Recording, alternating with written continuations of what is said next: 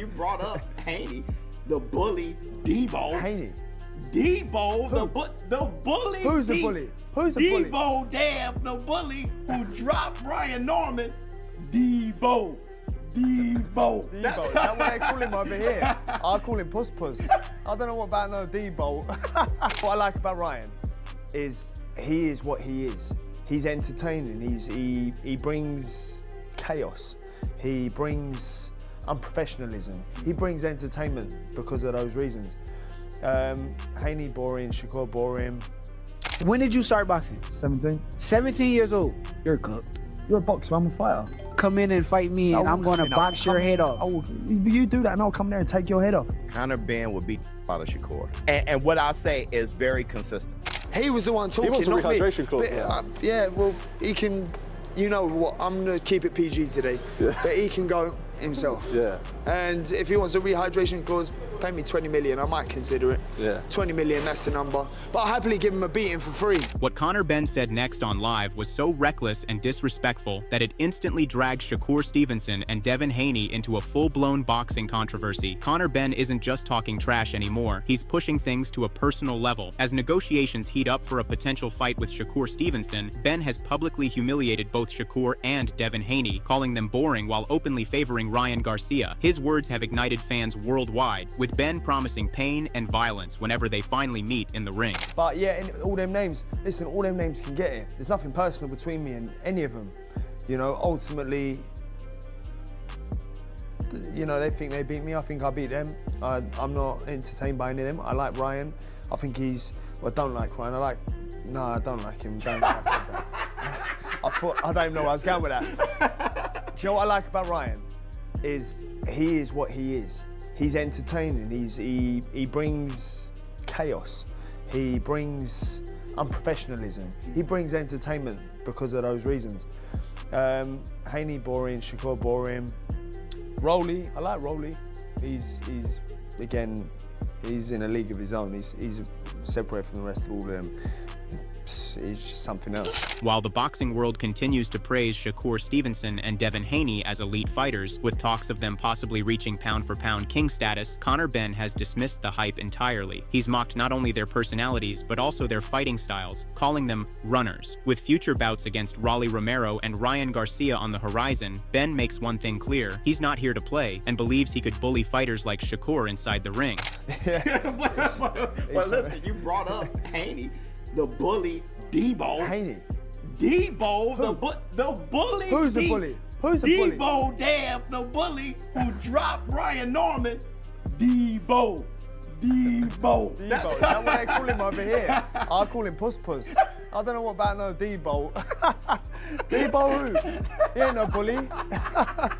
Okay, but you said all of them can all of get them, like genuinely, hand on heart, all of them can get it. I'll come over here, I'll fight all the Americans. They're all great fighters. For me, there's nothing for me back home that I'm interested in. No one that gets the juices flowing. No. You know, if you're talking, I'd go Ryan, I'd go Barry, I'd go Ryan, I'd go Rolly, I'd go Shakur. Who else have you got? Yeah, but he's like a track star. She's a runner, she's a track star. You can't run away, you can't get far. But that's not the full story. Shakur Stevenson, after defeating Teofimo Lopez, has solidified himself as one of the most highly skilled boxers in the world right now. As talks about his next fight continue, his close friend Andre Ward has revealed the plans. Negotiations are underway for a showdown with Devin Haney, possibly at 147 pounds. Ward praised both Stevenson and Haney for bringing elite-level skill and style, highlighting why this matchup is generating so much buzz. Who do you want to see him fight next? I'm open, man. I'm hearing the Devin Haney thing getting tossed around. I think that's an interesting matchup. You know, you typically have a puncher or a bruiser or a brawler and a boxer. You got two elite level guys who, man, they do a lot of the same stuff, but it just looks different. I would love to see that fight. I wouldn't mind Shakur going down to 135 and holding a bet. Well, you know, the WBC just did what they did, so we'll talk about them in a minute. yeah. So I would love to see him fluctuate if he can, or take a big opportunity like Devin Haney at 47. Meanwhile, speaking on a potential fight with Conor Benn, Andre Ward called it a fun matchup while acknowledging the dangerous power Benn brings to the table. In Ward's view, Conor can boast all he wants, but the fact remains, Shakur Stevenson would come ready to squeeze him up. He highlighted the fundamentals that make this fight so intriguing, sending a clear warning that if Benn steps into the ring, Stevenson could expose him badly. I think it could be fun. It's a fun fight. You know, it's going to be a fun build-up. I think that Conor Benn is dangerous. He's very strong. He's, you know what he's coming. You know what he's going to bring to the table, and you know how he's coming. And that's straight ahead. You know, he's going to step on the gas as long and as hard as he can. So I think from that standpoint, and Shakur being the smaller fighter, I think that's going to make for an interesting matchup. But I think ultimately skills and IQ and ability and ring smarts are going to win out again. I think it's going to net out with Shakur Stevenson being the dominant fighter at the end of the day. As the world waits for the final announcement, Shakur Stevenson has made one thing very clear. He's willing to fight Conor Benn, but only under one condition, a rehydration clause. He points to how Benn hurt Chris Eubank Jr., leaving him completely spent by the end of the fight. Stevenson says he wants to do the same against Benn, but the clause isn't about fear. He respects Benn's power and skill and believes it ensures a fair, competitive fight. The guys at 47, they walk around 25, 30 pounds bigger than me. If I'm going to fight them, just like you watch Conor Benn, nobody had a problem when Conor Benn just whooped Chris Eubank. And when he whooped it, you could clearly see the fighter was dead. Nobody had a problem. They loved it. They sat there. Oh, Conor Benn is so great. He's so good. So if I say I'm going to fight Conor Benn at 147, but I want the same rehydration clause that he put on Eubank, what's the problem with that? Then they going to say, oh, well, if you fight Conor Benn, you'll fight Devin Haney. So I'm like, I will fight Devin Haney. Give me the same that Conor Benn that I'm actually feeling with Conor Benn. That if they accept that, then, but it's like so many people just hate on me so much. And here comes the interesting part. Frank Warren has warned Conor Benn to be careful, saying he could be making a huge mistake. The Queensberry promoter shared his thoughts on the potential fight, openly dismissing Benn's chances. Warren admitted that while Benn's win over Chris Eubank Jr. was impressive, it counts for little when facing someone as talented and skilled as Shakur Stevenson. He's looking to make a fight. He's looking to earn some money. But listen, Shakur Stevenson isn't Chris Eubank Jr. There seems to be a big appeal for Conor at the minute. Well, from good. There is a market big appeal. So you know, if he gets his chance, it's a big fight for him. But do not confuse Shakur with Chris Eubanks Jr. On the other hand, despite all the warnings, Conor Benn seems unfazed. He has openly agreed to fight Shakur Stevenson, but as talks of a rehydration clause arose, Benn demanded $20 million to book the fight. He even threw a fiery jab at Stevenson, saying he should beat him for free, but insists that if the clause is what makes the fight happen, he's ready to step in and prove himself. Benn's intentions are clear. This fight won't just make him one of the most talked about fighters, it will also put his power and skills fully on display. He was the one talking, he wants a not me. rehydration clause. Yeah, well, he can, you know what, I'm going to keep it PG today, but he can go himself. Yeah. And if he wants a rehydration clause, pay me 20 million, I might consider it. Yeah. 20 million, that's the number. But I'll happily give him a beating for free as well. So it's like a bit of a, like I'll do it for free, but then also, yeah, if you want a rehydration clause, do it for 20 mil. Yeah. You ain't calling those shots. But Benn's chances are being heavily questioned by none other than Carl, the Cobra, Frock, who believes Conor doesn't even deserve a title fight with Shakur Stevenson right now. Frock asserts that Benn is still learning and not yet on Stevenson's level. In his view, it would be unwise for Benn to think he has a real shot, and he should first prove himself in other fights before stepping up for a title clash against Stevenson. After the fight, I think Shakur called in Conor Benn into the ring. Now, I've seen in the comments this morning about Conor Benn potentially taking on Shakur Stevenson, and he's just getting totally written off. Nobody's giving Conor Benn a chance at all, and you can see why. Conor Benn is still learning on the job. He's never fought for an English, British, Commonwealth, European title. He's never fought for a world title. He's got a good win against Chris Algieri. He's obviously had them 2 mega fights with Chris Eubank Jr. But he's not ready for them kind of opponents, in my opinion. It just might be. You never know. Conor Benn might get in there and he might shock the world and shock everyone. and do really well. I mean, I've come under a little bit of criticism of Conor Benn himself. I spoke to him the other day, he wasn't very happy. Carl Froch explained the real reasons behind Conor Benn's belief that he can beat Shakur Stevenson, noting that one of them is size. But Froch insists that size doesn't matter against a highly skilled fighter like Stevenson. In his view, Shakur is a master of his craft with experience that Benn simply can't match. Dismissing Benn's chances, Froch advises him to first elevate his career by fighting other opponents and at least winning a world title before even considering a ring clash. Outside of the money spectacle, he says this fight wouldn't be a competitive matchup. Novice is a little bit harsh for Conor because he's not a novice, but in boxing terms, if you've not won an English, British or even area title, and then you start looking at European and world titles, if you're nowhere near that level where you can say I've got this title, then you're still a novice pro, you're still learning. He's got no amateur pedigree at all. So in that sense, he's a novice, but he is a very exciting prospect. I'm talking about him in the same breath as Shakur Stevenson, which I can't believe because he's not ready for that yet. There's no criticism. If he goes in there and he gives Stevenson a fight, Stevenson called him in the ring, he got in, and there was exchanging verbal abuse. Stevenson's probably thinking, actually, Conor Benn's a big fighter in England. He brings a crowd, so it'll bring the money. So you think, I fancy that. It's a steady fight. Like, Conor Benn thinks he's too big for him, but sometimes size doesn't matter. And for this one, I just think Shakur Stevenson will be far too talented for Conor Benn. While the world still anticipates this fight, and with Conor Benn's latest jabs aimed at Shakur Stevenson and Devin Haney, everyone is watching closely to see what happens next. For the most part, industry experts are warning Benn, with some calling his antics reckless or even idiotic. Simon Jordan believes Benn is simply chasing headlines and autographs, saying there's no real reason for this fight yet, and that Benn's actions make him look more like a clown than a serious contender. Shakur Stevenson is a sublime performer. I didn't much enjoy the performance against Teofimo Lopez, not because of Shakur Stevenson's superiority, because it wasn't much of a fight. Yeah. And the fact that I tipped Teofimo Lopez, I enjoyed even less. I don't listen. You know, Conor Benn doing his best Dennis Rodman impression. I don't think he's in that class. I don't think he can fight. I think it's ridiculous calling out a 135 fighter that's just stepped up at 140 and beaten Teofimo Lopez into a conversation. But it's great publicity for Conor.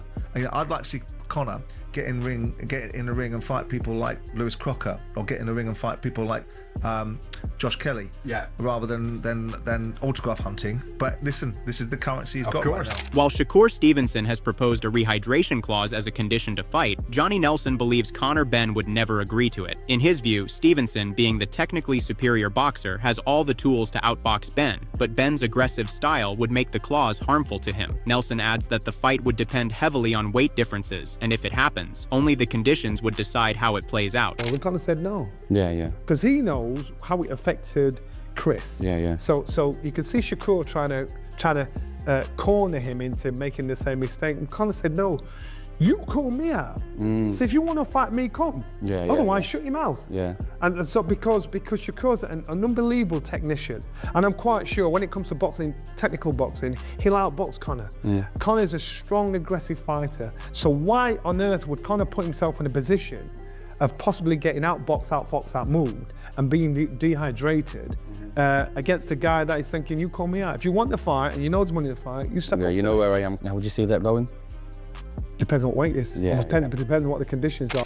Speaking on the potential matchup, Johnny Nelson believes that if Conor Benn sticks to his game plan and controls the pace in the ring, he might have a chance to do the unthinkable against Shakur Stevenson. However, for the most part, Nelson thinks this fight is unlikely to happen. He cites the contrasting styles of the two fighters and Stevenson's superior experience, suggesting that these differences make the bout highly challenging to ever take place. If Conor sticks to his guns, Conor beats him. As in stick to his guns and contractional wise, this is how much I weigh, you're coming to my world. If Conor decides to try and melt down and stay down there, it's a different story. Don't do it. As the list of potential opponents for Shakur Stevenson grows, Roy Jones Jr. has shared the names of fighters he believes should face Stevenson. On top of that, he feels Stevenson's long-term anticipated fight with Gervonta Davis needs to happen alongside a matchup with Devin Haney. He also mentions Keyshawn Davis as someone who could really challenge Stevenson, though he admits that fight likely won't happen. Jones highlights how promotional antics have backfired, leaving fans unable to see the fights they want. The biggest fight for Shakur right now will either be Tank, Devin, or if they were such close friends, it would have been Keyshawn.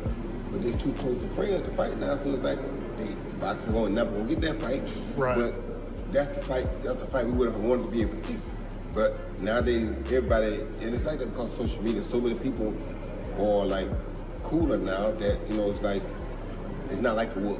So some of the good fights we won't get to see because they are cool or they friends, or like two Klitschko's.